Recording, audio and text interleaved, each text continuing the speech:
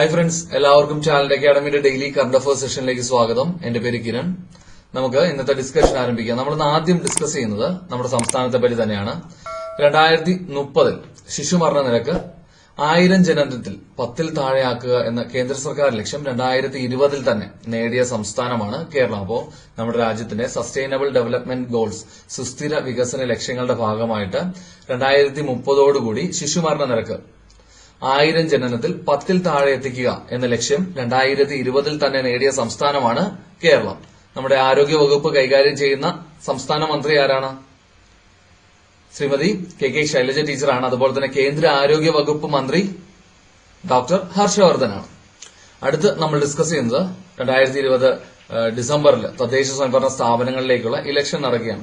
അപ്പൊ ഈ അവസരത്തിൽ തെരഞ്ഞെടുപ്പിൽ ഒരു സ്ഥാനാർത്ഥിക്കും വോട്ട് ചെയ്യാൻ താല്പര്യമില്ലാത്തവർക്കായിട്ട് മുമ്പുണ്ടായിരുന്ന NOTA none of the above എന്ന സ്വിച്ചിന് പകരമായിട്ട് വോട്ട് രേഖപ്പെടുത്താതെ തന്നെ മടങ്ങി വരാൻ അവസരം നൽകുന്ന വോട്ടിംഗ് മെഷീനിലെ ബട്ടണാണ് എൻഡ് എന്നുള്ളത്. അപ്പോൾ ഓർമ്മിച്ചു വെച്ചാൽ നോട്ടയ്ക്ക് പകരമായിട്ട് വോട്ട് രേഖപ്പെടുത്താതെ തന്നെ ഇറങ്ങി വരാൻ അവസരം നൽകുന്ന വോട്ടിംഗ് മെഷീനിലെ ബട്ടണാണ് എൻഡ് എന്നുള്ളത്. അടുത്ത് നമ്മൾ ഡിസ്കസ് ചെയ്യുന്നത് നമ്മുടെ സംസ്ഥാന സർക്കാരിന് കീഴിലെ KITE Kerala infrastructure and technology for education എന്ന സ്ഥാപനത്തെ പറ്റിയാണ്. കൈറ്റിന്റെ കൈറ്റ് വിക്ടേഴ്സ് ചാനലിനെ കുറിച്ചൊക്കെ നമ്മൾ ഡിസ്കസ് ചെയ്തിട്ടുണ്ട്.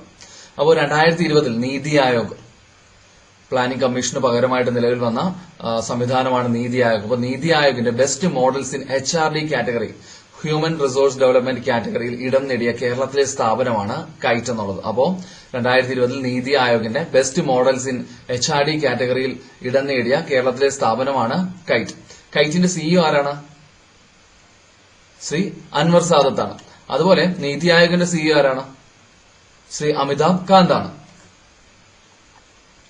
അടുത്ത് നമ്മൾ ഡിസ്കസ് ചെയ്യുന്നത് നമ്മുടെ സംസ്ഥാനത്ത് ആരംഭിച്ച പോസ്റ്റ് കോവിഡ് ക്ലിനിക്കുകളൊക്കെ പറ്റിയാണ്. അതിന്റെ പേര് റിവൈവ് എന്നാണ്. സംസ്ഥാന ആരോഗ്യ വകുപ്പിന്റെ നേതൃത്വത്തിൽ കോവിഡ് മുക്തമായവരുടെ ആരോഗ്യനില പരിശോധിക്കുന്നതിനായിട്ട് ആരംഭിച്ച പോസ്റ്റ് കോവിഡ് ക്ലിനിക്കുകളാണ് റിവൈവ് എന്നുള്ളത്. അപ്പോൾ പോസ്റ്റ് കോവിഡ് ക്ലിനിക്കുകൾ അറിയപ്പെടുന്ന പേരാണ് റിവൈവ്. അടുത്ത് നമ്മൾ ഡിസ്കസ് ചെയ്യുന്നത് ഉത്തരാഖണ്ഡിലെ നൈനിറ്റാൾ ജില്ലയിലെ ഖുർപാത്തൽ എന്ന സ്ഥലത്തെ പറ്റിയാണ്. ഇന്ത്യയിലെ ആദ്യ മോസ് ഗാർഡൻ നിലവിൽ വന്നിരിക്കുന്നത് നൈനിറ്റാളിലെ ഖുർപാത്തലിലാണ്. അപ്പോൾ ഓർമ്മിച്ച് വെച്ചിരിക്കുക, ഇന്ത്യയിലെ ആദ്യ മോസ് ഗാർഡൻ, പായലുകളുടെ ഒരിനമാണ് മോസ്. അപ്പോൾ മോസ് ഗാർഡൻ നിലവിൽ വന്നിരിക്കുന്നത് നൈനിറ്റാളിലെ ഖുർപാത്തലിലാണ്. അടുത്ത് നമ്മൾ ഡിസ്കസ് ചെയ്യുന്ന ഒരു മൊബൈൽ ആപ്ലിക്കേഷനാണ്. അതിന്റെ പേര് കോവിൻ ആപ്പ് എന്നാണ്. കേന്ദ്ര സർക്കാർ ആരംഭിച്ച ഒരു മൊബൈൽ ആപ്ലിക്കേഷനാണ് കോവിൻ ആപ്പ്. ഇപ്പോൾ കോവിഡ് വാക്സിൻ ലഭിച്ചാൽ ആ വാക്സിന്റെ സംഭരണം, അതുപോലെ തന്നെ അതിന്റെ ഡിസ്ട്രിബ്യൂഷൻ, സർക്കുലേഷൻ, സ്റ്റോറേജ്, അതുപോലെ അതിന്റെ ഡോസ് ഷെഡ്യൂൾ തുടങ്ങിയവയൊക്കെ ട്രാക്ക് ചെയ്യുന്നതിനായിട്ട് കേന്ദ്ര സർക്കാർ ആരംഭിച്ച പുതിയൊരു മൊബൈൽ ആപ്ലിക്കേഷനാണ് കോവിൻ ആപ്പ് എന്നുള്ളത്. അപ്പോൾ ഓർമ്മിച്ച് വെച്ചിരിക്കാം, കോവിഡ് വാക്സിന്റെ procurement, distribution, circulation, storage, dose schedule തുടങ്ങിയ കാര്യങ്ങളൊക്കെ ട്രാക്ക് ചെയ്യുന്നതിനായിട്ട് കേന്ദ്ര സർക്കാർ ആരംഭിച്ച മൊബൈൽ ആപ്ലിക്കേഷനാണ് കോവിൻ ആപ്പ് എന്നുള്ളത്. അടുത്ത് നമ്മൾ ഡിസ്കസ് ചെയ്യുന്നത് മഹാരാഷ്ട്രയിൽ ആരംഭിച്ച ഒരു പദ്ധതിയാണ്. അതിന്റെ പേര് മഹാ ആശ്വാസ് യോജന എന്നതാണ്. 100 ദിവസത്തിനുള്ളിൽ 8.82 ലക്ഷം വീടുകൾ നിർമ്മിക്കുന്നതിനായിട്ട് മഹാരാഷ്ട്രയിലെ റൂറൽ ഡെവലപ്മെന്റ് ഡിപ്പാർട്ട്മെന്റ് ആരംഭിച്ച പദ്ധതിയാണ് മഹാ ആശ്വാസ് യോജന എന്നുള്ളത്. മഹാരാഷ്ട്രയുടെ മുഖ്യമന്ത്രിയുടെ പേര് ശ്രീ ഉദ്ധവ് താക്കറെയാണ്. ഗവർണർ ശ്രീ ഭഗത് സിംഗ് കോഷിയാരിയാണ്. അടുത്ത് നമ്മൾ ഡിസ്കസ് ചെയ്യുന്നത് നമ്മുടെ രാജ്യത്ത് LIC life insurance corporation of India ആരംഭിച്ച ഒരു ഡിജിറ്റൽ ആപ്ലിക്കേഷനാണ്. അതിന്റെ പേര് ആനന്ദ എന്നതാണ്. Atmanirbhar agents new business digital application എന്നതാണ് ആനന്ദയുടെ ഫുൾ ഫോം. അപ്പോൾ LICയുടെ ഏജന്റുമാർക്കായിട്ട് LIC ആരംഭിച്ച പുതിയൊരു ഡിജിറ്റൽ പ്ലാറ്റ്ഫോമാണ് ആനന്ദ എന്നുള്ളത്. അപ്പോൾ ഓർമ്മിച്ച് വെച്ചിരിക്കാം, LIC ഏജന്റുമാർക്കായിട്ട് LIC ആരംഭിച്ച പുതിയൊരു ഡിജിറ്റൽ പ്ലാറ്റ്ഫോമാണ് ആനന്ദ എന്നുള്ളത്. ആനന്ദയുടെ full form Atmanirbhar agents new business digital application എന്നാണ്. LICയുടെ ആസ്ഥാനം സ്ഥിതി ചെയ്യുന്നത് എവിടെയാണ്? മുംബൈയിലാണ്. LICയുടെ നിലവിലെ ചെയർമാൻ ശ്രീ MR കുമാറാണ്. അടുത്ത് നമ്മൾ ഡിസ്കസ് ചെയ്യുന്നത് തമിഴ്നാട്ടിലെ കീലാടി എന്ന സ്ഥലത്തെ പറ്റിയാണ്. 2020 നവംബറിൽ ലോകത്തിലെ ഏറ്റവും പഴക്കം ചെന്ന മനുഷ്യനിർമ്മിത കാർബൺ നാനോ ട്യൂബ് കണ്ടെത്തിയിരിക്കുന്നത് തമിഴ്നാട്ടിലെ കീലാടിയിൽ നിന്നാണ്. അപ്പോൾ ലോകത്തിലെ ഏറ്റവും പഴക്കം ചെന്ന മനുഷ്യനിർമ്മിത കാർബൺ നാനോ ട്യൂബ് കണ്ടെത്തിയിരിക്കുന്നത് എവിടെ നിന്നാണ്? തമിഴ്നാട്ടിലെ കീലാടി എന്ന സ്ഥലത്ത് നിന്നാണ്. അടുത്ത് നമ്മൾ ഡിസ്കസ് ചെയ്യുന്നത് ഗുജറാത്തിലെ കെവാഡിയ എന്ന സ്ഥലത്തെ പറ്റിയാണ്. 2020 നവംബറിൽ all India presiding officers conference 80ാമത് ഓൾ ഇന്ത്യ പ്രിസൈഡിംഗ് ഓഫീസേഴ്സ് കോൺഫറൻസിന്റെ വേദിയാണ് ഗുജറാത്തിലെ കെവാഡിയ. അടുത്ത് നമ്മൾ ഡിസ്കസ് ചെയ്യുന്നത് ദീപ ആനപ്പാറയെ പറ്റിയാണ്. ദ ന്യൂയോർക്ക് ടൈംസ് റീസെന്റ് ആയിട്ട് തിരഞ്ഞെടുത്ത 2020 100 ശ്രദ്ധേയ കൃതികളിൽ ഇടം പിടിച്ചിരിക്കുകയാണ് ദീപ ആനപ്പാറയുടെ നോവലായ djinn patrol on the purple line എന്നുള്ളത്. അപ്പോൾ ഓർമ്മിച്ച് വെച്ചിരിക്കാം, ദ ന്യൂയോർക്ക് ടൈംസ് തിരഞ്ഞെടുത്ത 2020 100 ശ്രദ്ധേയ കൃതികളിൽ ഇടം പിടിച്ച djinn patrol on the purple line എന്ന നോവലിന്റെ രചയിതാവായ മലയാളിയാണ് ദീപ ആനപ്പാറ.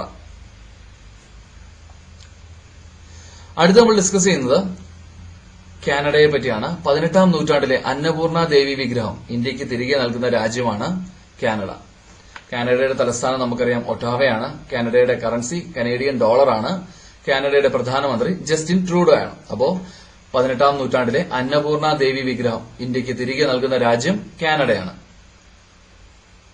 അടുത്ത് നമ്മൾ ഡിസ്കസ് ചെയ്യുന്നത് 1-2 അപ്പോയിന്റ്മെന്റ്സ് ആണ്. അതിലൊന്നാണ് അമേരിക്കൻ പ്രസിഡന്റായ ജോ ബൈഡന്റെ ഭാര്യയായ അമേരിക്കൻ ഫസ്റ്റ് ലേഡിയായ ജിൽ ബൈഡന്റെ പോളിസി ഡയറക്ടറായിട്ട് നിയമിതയായ ഇന്ത്യൻ അമേരിക്കനാണ് മാല അഡിഗ. അപ്പോൾ ഓർമ്മിച്ച് വെച്ചേക്കുക, അമേരിക്കൻ പ്രസിഡന്റായ ജോ ബൈഡന്റെ ഭാര്യയായ ജിൽ ബൈഡന്റെ പോളിസി ഡയറക്ടറായിട്ട് നിയമിതയായ ഇന്ത്യൻ അമേരിക്കനാണ് മാല അഡിഗ.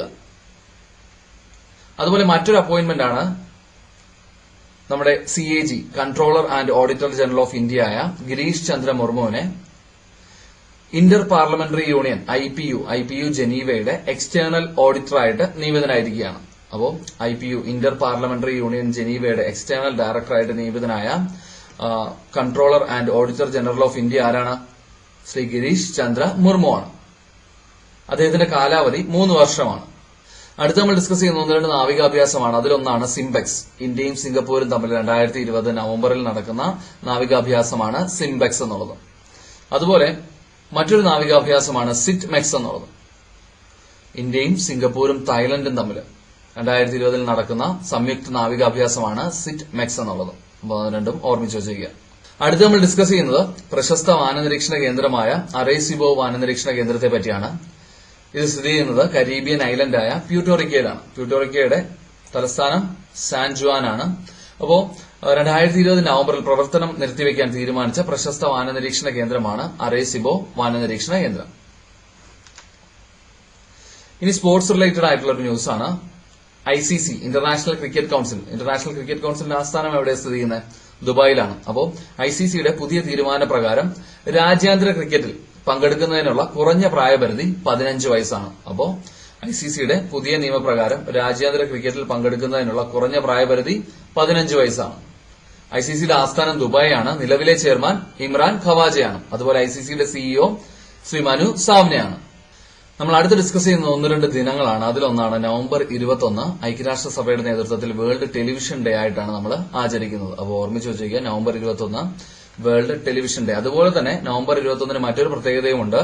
ലോക മത്സ്യത്തൊഴിലാളി ദിനവും നവംബർ മാസം 21 തീയതിയാണ്. അപ്പോൾ വേൾഡ് ഫിഷറീസ് ഡേയും നവംബർ മാസം 21 തീയതിയാണ്. അപ്പോൾ നവംബർ മാസം 21 വേൾഡ് ഫിഷറീസ് ഡേ, അതുപോലെ തന്നെ വേൾഡ് ടെലിവിഷൻ ഡേ. അടുത്ത് നമ്മൾ ഡിസ്കസ് ചെയ്യുന്നത് 1-2 വിയോഗങ്ങളാണ്. അതിലൊന്നാണ് 2020 നവംബറിൽ അന്തരിച്ച പ്രശസ്ത തെലുങ്കു കവിയാണ് ഷെയ്ഖ് ഖാജെ ഹുസൈൻ. അപ്പോൾ ഓർമ്മിച്ച് വെച്ചേക്കുക, 2020 നവംബറിൽ അന്തരിച്ച പ്രശസ്ത തെലുങ്കു കവിയാണ് ഷെയ്ഖ് ഖാജെ ഹുസൈൻ. അദ്ദേഹം അറിയപ്പെടുന്ന പേര് ദേവിപ്രിയ എന്നാണ്. അതുപോലെ മറ്റൊരു വിയോഗമാണ് 2020 നവംബറിൽ അന്തരിച്ച മുൻ കേരള രഞ്ജി ക്രിക്കറ്റ് താരമാണ് ശ്രീ CK ഭാസ്കർ. ഇനി ഇന്നത്തെ ക്വസ്റ്റ്യൻ ഓഫ് ദ ഡേ ആണ്. കഴിഞ്ഞ വീഡിയോയിൽ നമ്മൾ ഡിസ്കസ് ചെയ്ത ടോപ്പിക്കാണ് ക്വസ്റ്റ്യൻ ഓഫ് ദ ഡേ ആയിട്ട് ചോദിക്കുന്നത്. 2020 തദ്ദേശ തെരഞ്ഞെടുപ്പ് പ്രവർത്തനങ്ങൾ കാര്യക്ഷമമായിട്ട് ഏകോപിപ്പിക്കുന്നതിന് സംസ്ഥാന തെരഞ്ഞെടുപ്പ് കമ്മീഷൻ ആരംഭിച്ച മൊബൈൽ ആപ്ലിക്കേഷൻ ഏതാണ് എന്നതാണ് ഇന്നത്തെ ക്വസ്റ്റ്യൻ ഓഫ് ദ ഡേ. അപ്പോൾ നിങ്ങൾക്ക് ഉത്തരം അറിയാമെങ്കിൽ ഈ വീഡിയോയുടെ താഴെ കമന്റ് ചെയ്യാം. ഉത്തരം അറിയില്ലെങ്കിൽ തീർച്ചയായിട്ടും നിങ്ങൾ കഴിഞ്ഞ ദിവസത്തെ വീഡിയോ പോയി കാണുക. ആ വീഡിയോയുടെ ലിങ്ക് നമ്മൾ ഈ സ്ക്രീനിന്റെ ടോപ്പിൽ കൊടുക്കുന്നുണ്ട്. അപ്പോൾ അത് ക്ലിക്ക് ചെയ്ത് കഴിഞ്ഞാൽ നിങ്ങൾക്ക് കഴിഞ്ഞ ദിവസത്തെ വീഡിയോ കാണാനായിട്ട് സാധിക്കും. അപ്പോൾ വീഡിയോ കണ്ടിട്ടില്ലാത്തോ ആ വീഡിയോ കണ്ട് ആ പോയിന്റ്സ് ഒക്കെ നോട്ട് ചെയ്ത് വെച്ച് പഠിക്കുക. അതുപോലെ കഴിഞ്ഞ ദിവസം നമ്മൾ ചോദിച്ചിരുന്ന ചോദ്യമാണ് 2020 ബുക്കർ പ്രൈസ് ജേതാവ് ആരാണെന്നുള്ളത്. അപ്പോൾ നിങ്ങൾ പലരും അതിന് ഉത്തരം എഴുതിയിരുന്നു. ഡഗ്ലസ് സ്റ്റുവർട്ട് ആണ് 2020 ബുക്കർ പ്രൈസ് ജേതാവ്. അദ്ദേഹത്തിന്റെ ഷഗി ബെയിൻ എന്ന നോവലിനാണ് അദ്ദേഹത്തിന് 2020 ബുക്കർ പ്രൈസ് പുരസ്കാരം ലഭിച്ചിരിക്കുന്നത്. ഓക്കെ ഫ്രണ്ട്സ്, അപ്പൊ ഇന്നത്തെ വീഡിയോയിൽ നമ്മൾ ഡിസ്കസ് ചെയ്തത് ടാലന്റ് അക്കാഡമിയിലെ ഡെയിലി കറണ്ട് അഫേഴ്സ് അപ്ഡേറ്റ്സുകളാണ്. ടാലന്റ് അക്കാഡമിയിലെ ഡെയിലി കറണ്ട് അഫേഴ്സ് അപ്ഡേറ്റ്സുകൾ നിങ്ങൾക്ക് ഉപകാരപ്പെടുന്നുണ്ടെങ്കിൽ തീർച്ചയായിട്ടും നിങ്ങളുടെ ഫ്രണ്ട്സിന് അത് ഷെയർ ചെയ്യുക. നിങ്ങളുടെ അഭിപ്രായങ്ങളൊക്കെ കമന്റ് ചെയ്യാം. ഡെയിലി കറണ്ട് അഫേഴ്സിന്റെ മറ്റൊരു സെഷനുമായിട്ട് നമുക്ക് അടുത്ത ദിവസം കാണാം. അതുവരെയും bye bye and thank you.